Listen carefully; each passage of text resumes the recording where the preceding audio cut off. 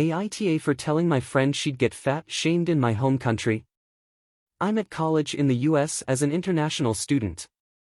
One girl I know at said college happens to be really into my country of origin, the culture, the music, the TV shows, etc., and wants to study abroad there.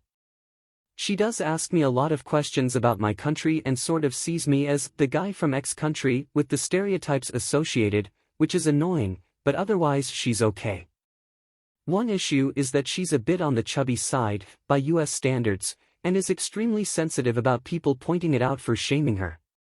My country tends to have much skinnier people than the US, and the standards tend to be stringent, so if she's considered chubby in the US, you can imagine what people in my home country would think.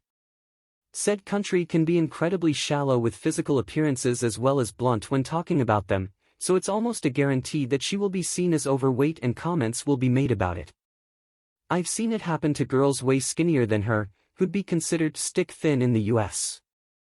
So, when she asked me about my country and what her experience would be like in said country, I explained the pros and cons, and one of the cons was that there's extreme weight watching and it's considered perfectly socially acceptable to comment on and make jokes at the expense of people's weight.